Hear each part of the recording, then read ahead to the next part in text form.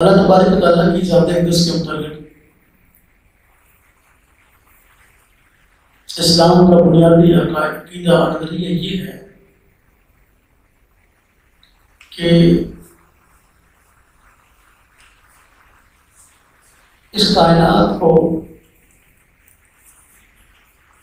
اللہ تعالیٰ کی ذات اقدس نے بنایا ہے۔ یہ کائنات خود بخود وجود میں نہیں آئی، بلکہ اللہ تبارک و تعالیٰ کے بنانے سے وجود میں آئی،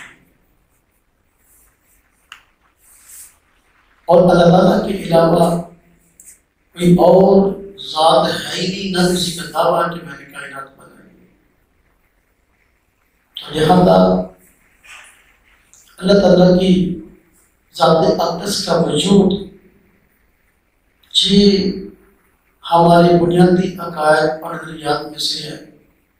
ہم مسلمان اس بات کا نظریہ رکھتے ہیں کہ اللہ تعالیٰ کی ذات موجود ہے، اور کوئی بھی چیز بغیر کسی کے بنانے سے نہیں بنتی۔ ہمارے عرف عام میں دیکھ لیں، کوئی بھی چیز اس وقت تک ایجاد نہیں ہوتی جب تک کہ اس کو ایجاد کرنے والا موجود نہ ہو، تو ایجاد کرنے والے کی محتاج ہے۔ تو یہ کائنات بغیر کسی بنانے والے کے کیسے بنی ہے؟ ظاہر بات ہے یہ بھی کائنات بننے میں اور پھر اپنے نظام کے تحت چلنے میں ایک ذات کی محتاج ہے، اور وہ ذات اللہ تبارک و تعالیٰ کی ہے۔ اللہ تعالیٰ کی ذات اقدس کے وجود پر اتنے دلائل ہیں کہ ان کو ایک جگہ اکٹھا کرنا مشکل ہے، اور ہم نے مستقل اس پر کئی دلائل ریکارڈ بھی کرائے ہیں۔ سیدنا علی المرتضیٰ رضی اللہ تعالیٰ عنہ رب تعالیٰ کے وجود پر دلیل بیان فرماتے ہیں کہ عرفت ربی بفسخ العزائم، میں نے اپنے رب کو پہچانا اپنے ارادوں کو ٹوٹتے ہوئے دیکھ کر۔ کہ بسا اوقات کوشش کرتا ہوں کہ فلاں کام ہو جائے، اس کے لیے اسباب بھی اختیار کرتا ہوں،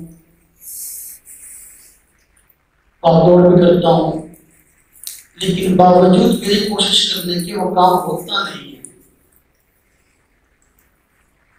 اور کسی کام کے متعلق میں چاہتا ہوں کہ یہ نہ ہو،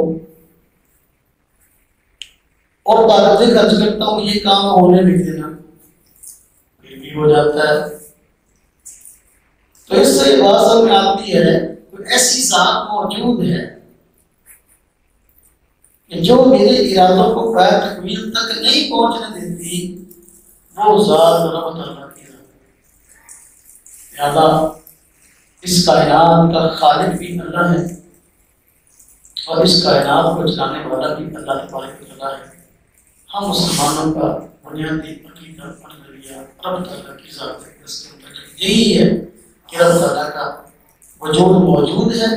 اس کائنات کا خلق اللہ پاک نے کیا۔ اللہ پاک فرماتے ہیں اللہ خالق کل شیء، اللہ پاک نے ہر چیز کو پیدا کیا۔ قلم چلتا عقیدے پر، قلم چلتا عقیدے